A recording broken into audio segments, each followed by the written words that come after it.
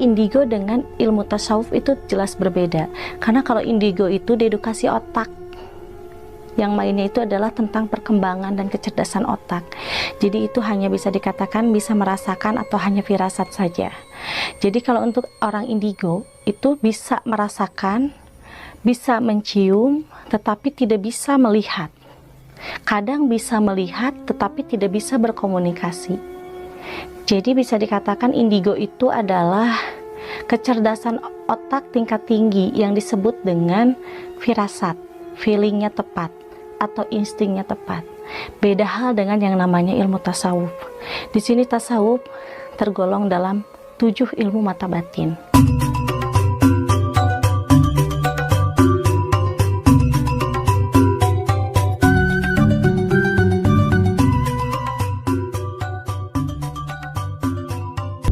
Di sini banyak sekali orang yang bertanya tentang apa yang namanya mata batin. Nah, di sini mata batin itu adalah bisa dikatakan dengan ilmu tasawuf kalau di dalam Islam. Dan kalau untuk di dalam non-muslim itu bisa dikatakan dengan indigo. Tetapi indigo dengan ilmu tasawuf itu jelas berbeda. Karena kalau indigo itu dedukasi otak, yang mainnya itu adalah tentang perkembangan dan kecerdasan otak. Jadi itu hanya bisa dikatakan bisa merasakan atau hanya firasat saja. Jadi kalau untuk orang indigo itu bisa merasakan, bisa mencium, tetapi tidak bisa melihat. Kadang bisa melihat tetapi tidak bisa berkomunikasi. Jadi bisa dikatakan indigo itu adalah kecerdasan otak tingkat tinggi yang disebut dengan firasat, feelingnya tepat atau instingnya tepat. Beda hal dengan yang namanya ilmu tasawuf. Di sini tasawuf tergolong dalam 7 ilmu mata batin. 1 yang disebut dengan basyiroh, 2 yang disebut dengan fuak, 3 yang disebut dengan sauk, 4 yang disebut dengan asror, 5 yang disebut dengan riyadhah, dan 6 itu yang disebut dengan latifah. 7 itu adalah yang disebut dengan hakul basyiroh. Nah, di sini sahabat IMP, kita harus bisa membedakan mana orang yang mempunyai mata batin, mana orang yang mempunyai kepekaan, mana orang yang mempunyai insting atau feeling, itu disebut dengan indigo. Tetapi mata batin itu adalah yang disebut dengan 7 yang barusan saya sebut. Barusan saya menyebut 6 diantaranya ya. Dan di dalam Quran surat Al-Hajr ayat 75, bahwa orang mukmin golongan al-mutawasimin, beliau-beliau akan bisa melihat kejadian apa yang akan terjadi di masa depan, karena beliau meliputi 6 diantaranya yang tadi saya sebutkan di dalam ilmu tasawuf. Tasawuf itu meliputi tentang hal-hal ilmu batin, meliputi tentang hal-hal penerawangan, meliputi tentang hal-hal gaib yang bisa dilihat dengan gaib nisbi. Nah, jadi di sini kita nggak boleh terkecoh. Orang banyak yang bilang, apakah bisa seseorang dibuka mata batinnya oleh orang lain? Jelas tidak bisa. Karena yang bisa membuka mata batin adalah diri kita sendiri. Kita harus bisa mencari jati diri kita sendiri dengan cara apa? Bertaubat, membersihkan hati dari hati yang kotor, jauhi iri dengki, jauhi hasad, dan kita pun juga harus bisa mempunyai hati yang tulus, ikhlas. Kadang yang disebut dengan mata batin itu terletak di mana? Mungkin orang lain bilang mata batin itu ada di dalam kolbu. Itu salah.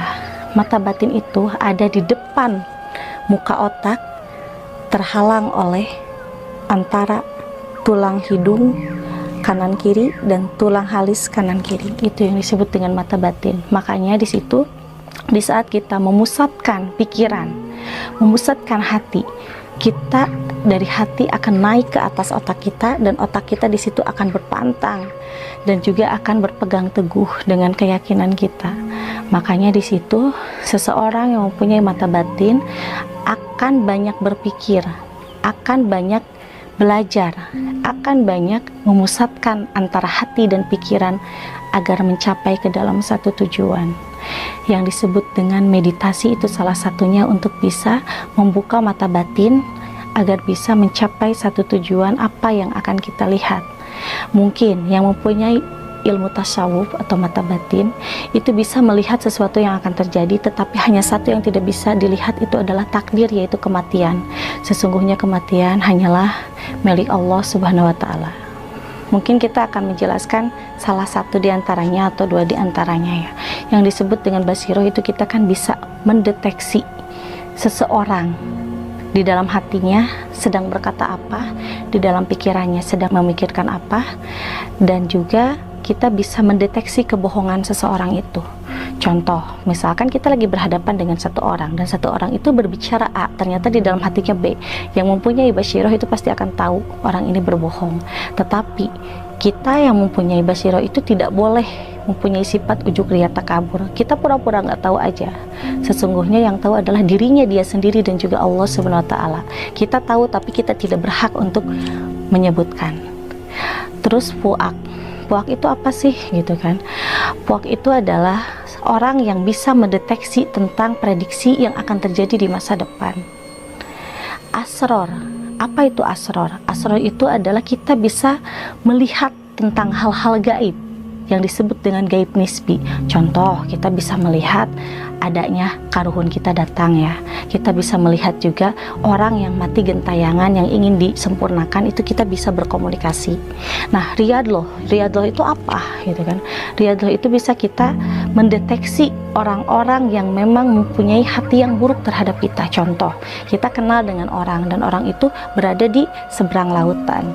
Nah, orang itu lagi membicarakan kita. Kita yang mempunyai riyadloh itu kita akan tahu, akan bisa mendengar seseorang itu membicarakan kita tentang apa? Tentang hal buruk.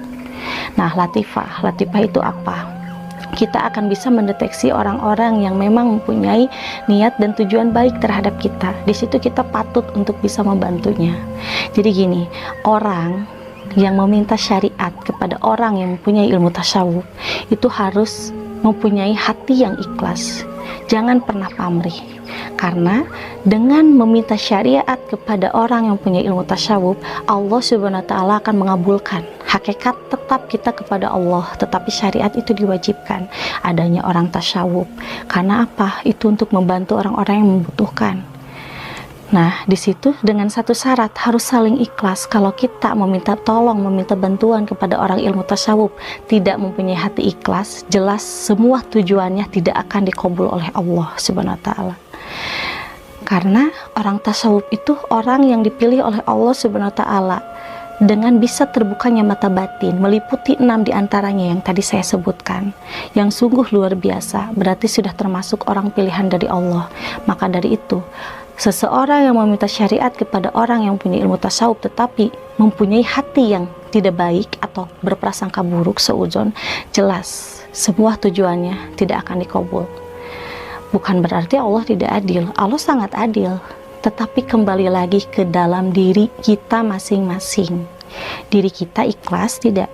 Diri kita meminta tolong itu atas tujuan yang baik atau tidak? Kalau atas tujuan yang baik, pasti jelas semuanya akan Allah kabul. Kalau dengan tujuan yang tidak baik, itu jelas tidak akan pernah terkabul. Di dalam hadis riwayat At-Tirmidzi, bahwa yang mempunyai ilmu tasawuf itu, beliau itu tidak mempelajari kitab, tetapi beliau itu mempelajari satu asma Allah yang memang beliau selalu pelajari dari mulai 0 sampai taraf, yaitu dengan menyebut la ilaha illallah. Hanya itu saja kebanyakan. Tetapi di luaran sana juga banyak orang yang mempelajari kitab yang disebut dengan kitab Al-Firasoh, kitab Muqaddimah atau Bari, dan juga kitab yang disebut dengan Syu'uf ya. Jadi memang banyak sih orang yang bisa belajar dari kitab, dan juga yang bisa belajar dari asma Allah. Kitab Syu'uf yang disebut dengan Sufi itu di dalamnya sangat luar biasa ya, mengajarkan kita hanya dengan mengingat Allah, tidak mengingat apapun. Orang yang mempelajari kitab Syu'uf itu sudah tidak bisa mengenal yang namanya duniawi, karena yang namanya duniawi akan datang dengan sendirinya atas izin Allah. Orang yang memang mempelajari kitab Syu'uf itu akan dipenuhi segala keinginannya dan akan dijamin oleh Allah Subhanahu wa Ta'ala. Makanya di sini orang yang mempelajari ilmu tasawuf pasti di dalam bicaranya itu seperti yang tidak masuk akal dan pikiran, karena beliau hanya takut dengan Allah saja, tidak takut dengan siapapun. Makanya beliau itu bukan tidak menghormati, bukan tidak menghargai kepada sesama, tetapi orang yang mempunyai ilmu tasawuf akan menghargai dan menghormati kepada orang yang berbudi luhur, orang yang mempunyai hati yang ikhlas, yang tulus. Dan orang yang memiliki ilmu tasawuf tidak akan pernah bisa menghargai orang yang memang merasa dirinya sok paling jago, sok paling pintar. Nah, di sini kita harus bisa membedakan mana orang yang benar-benar mempunyai mata batin dan mana yang tidak. Sebelum kita bisa menebak orang lain, kita harus bisa menebak diri sendiri dulu. Dan sebelum kita bisa memprediksi alam, kita pun juga harus memprediksi tentang keburukan kita dulu. Sebelum kita bisa memprediksi kesuksesan orang lain, kita pun juga harus bisa sukses dulu. Sukses itu dalam arti kata banyak ya. Kalau kita jabarluaskan, bukan berarti kita harus sukses dalam materi saja, tetapi kita harus sukses dalam ilmu, karena ilmu adalah segalanya. Ilmu yang bisa mendatangkan kemanfaatan ke dalam diri kita. Ciri-cirinya itu tidak pernah memperlihatkan bahwa dirinya pintar, tidak pernah memperlihatkan bahwa dirinya punya segalanya ilmu yang Allah berikan. Tetapi yang mempunyai ilmu tasawuf itu cenderung dengan orang yang masa bodoh, pura-pura bodoh dan pura-pura tidak tahu. Bahkan orang yang mempunyai ilmu tasawuf lebih mengucilkan dirinya sendiri dengan senang ujlah. Dan yang mempunyai ilmu tasawuf pun juga di sini kadang orang menyangka bahwa orang itu adalah gila, padahal bukan gila. Beliau itu bisa dikatakan gila karena gila akan kecintaannya kepada Allah Subhanahu wa Ta'ala, tetapi tidak gila dalam masalah hal duniawi. Dan ciri-cirinya itu pasti tidak akan memperlihatkan, contohnya berpakaian seperti preman gitu kan, padahal dirinya itu salah satu orang pilihan dari Allah karena menguasai ilmu tasawuf sampai taraf. Dan di sini ada yang istimewa ya, ada yang istimewa dengan orang yang mempunyai ilmu tasawuf. Jadi beliau itu hanya takut kepada Allah Subhanahu wa Ta'ala dan tidak pernah takut kepada siapapun. Bukan berarti beliau itu bebas membuat kesalahan seperti ghibah, terus membuat kesalahan yang lainnya. Justru yang mempunyai ilmu tasawuf itu sangat-sangat tulus dalam menjalani hal-hal tersebut yang disebutkan dengan tasawuf syufi, atau beliau itu lebih meningkatkan keimanannya kepada Allah Subhanahu wa Ta'ala dengan menjauhi iri dengki, menjauhi hati yang kotor, menjauhi ghibah dan menjauhi suudzon.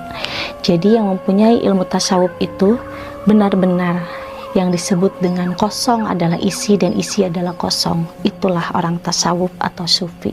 Bahwa orang-orang yang mempunyai ilmu tasawuf itu masuk ke dalam yang ada di dalam surat Al-Hajar ayat 75. Beliau adalah orang mukmin yang masuk ke dalam golongan mutawasyimin. Jadi sungguh luar biasa, orang mukmin yang memiliki ilmu tasawuf golongan mutawasyimin akan mendapatkan rahmat dan ridhonya dari Allah Subhanahu wa Ta'ala. Tetapi orang yang bersyariat kepada orang yang mempunyai ilmu tasawuf tidak akan dikabulkan jikalau mempunyai hati yang kotor dan mempunyai sifat keseuzonan. Jadi orang banyak ya yang meminta syariat kepada orang yang mempunyai ilmu tasawuf tetapi seudon. Kenapa ya? Kok saya minta tolong kok nggak terkabul? Kok saya minta tolong nggak sampai selesai masalahnya? Harusnya jangan nanya ke orang yang kita minta tolong, tapi tanya ke dalam diri kita sendiri. Apakah sudah benar niatnya? Apakah sudah full semua atas izin Allah atau karena Allah? Harusnya nanya seperti itu. Jadi jangan pernah mau menyalahkan orang lain, salahkan diri sendiri sebelum menyalahkan orang lain. Karena belum tentu apa yang kita lakukan itu benar. Jadi di sini sangatlah mudah untuk siapapun yang ingin bisa membuka mata batin. Mudahnya itu kita harus bisa mengkoreksi diri kita sendiri. Membersihkan hati itu paling penting. Membersihkan kita dari dosa-dosa kecil sampai dosa besar, dan menjauhi larangan dari aturan agama, utamanya ghibah yang harus kita jauhi. Karena ghibah itu bisa menyakitkan satu sama lain. Jikalau ada perkataan yang memang salah ya, dan juga perkataan itu menyinggung hati seseorang. Sungguh kita di dalam muka bumi ini, di alam manusia, kita harus bisa bagus tentang hablum minannas dan hablum minallahnya. Jadi siapapun yang ingin bisa membuka mata batin, cukup dengan yang tadi saya sarankan, dan kita harus yakin kepada Allah Subhanahu wa Ta'ala bahwa Allah itu maha segalanya. Jangan pernah kita berpegang kepada seseorang, tetapi kita harus melibatkan Allah Subhanahu wa Ta'ala dalam sesuatu apapun, dalam apa yang kita inginkan, dalam masalah apapun, dalam cobaan, kita harus selalu melibatkan Allah. Nanti Allah akan menggerakkan hati dan pikiran kita sababiahnya untuk bisa meminta syariat kepada siapa, dan Allah pun juga akan menurunkan sababiah kepada orang-orang yang iman dan bertakwa kepada Allah Subhanahu wa Ta'ala. Jadilah orang mukmin yang bisa menjadi golongan mutawassimin, agar kita bisa dimudahkan segalanya, dimudahkan dalam perjalanan, dimudahkan dalam sesuatu cita-cita kita. Jadi kita jangan pernah kalut pikiran, karena sesungguhnya dedukasi otak, intuisi yang memang harus kita jaga, yaitu berpikiran jernih terhadap siapapun. Rata-rata orang yang memiliki indigo itu bisa dikatakan turunan ya. Turunan bisa jadi itu masuk ke dalam genetik. Masuk ke dalam genetik orang tuanya. Contoh, misalkan ini turunan nih dari orang tuanya, dari ayahnya. Nah itu pasti akan masuk ke dalam kategori tiga genetik. Ayahnya yang punya indera keenam, nah itu akan turun kepada anaknya. Dari anaknya itu pasti akan turun ke dalam cucunya. Nah dari cucunya itu pasti akan turun, tetapi tidak akan langsung ke dalam cicitnya, yaitu akan turun lagi kelewat di 3 genetik tersebut. Jadi setiap 3 genetik, nah itu pasti akan masuk yang disebut dengan indigo. Tetapi di sini ada perbedaannya ya, antara indigo dengan yang mempunyai mata batin. Kalau yang indigo itu tidak bisa mengobati orang dan tidak bisa membantu orang, tetapi indigo itu hanya bisa merasakan saja sesuatu yang akan terjadi. Terus indigo itu bedanya dengan mata batin, indigo selalu datang ke dalam mimpi. Jadi di dalam mimpi itu suatu pirasat-pirasat buruk yang akan terjadi pasti akan datang melalui mimpinya. Tapi yang mempunyai mata batin itu bisa memprediksi apa yang akan terjadi dengan asma-asma Allah yang dibacanya. Yang mempunyai mata batin itu bisa membedakan antara jin korin atau bukan. Itu kuncinya ada di ayat sekian di dalam Quran surat Al-Fatihah. Tetapi kalau untuk yang indigo itu tidak bisa membedakan antara jin korin atau bukan, karena tidak mempunyai kunci doa yang memang ada di dalam Quran surat Al-Fatihah tadi. Jadi yang indigo itu hanya bisa merasakan dan melihat saja, tidak bisa berkomunikasi dan tidak bisa membedakan. Makanya dua perbedaan tersebut kita juga harus bisa melihat ya, harus bisa juga membedakan mana yang indigo dan juga mana yang mempunyai mata batin. Yang indigo juga bagus, karena bagusnya itu bisa jaga-jaga ya, bisa berjaga-jaga kalau akan terjadi sesuatu hal buruk yang menimpa dirinya. Jadi dia bisa waspada dari sebelumnya. Nah kalau yang mempunyai mata batin itu pasti 3 tahun sebelum terjadi itu pasti akan bisa mengetahuinya, karena dengan barokah asma-asma Allah yang sering diamalkannya. Penjelasan dari saya tentang mata batin dan indigo mungkin cukup sekian. Insya Allah kedepannya saya akan membahas lagi tema yang lainnya. Saya pamit undur diri. Wassalamualaikum warahmatullahi wabarakatuh.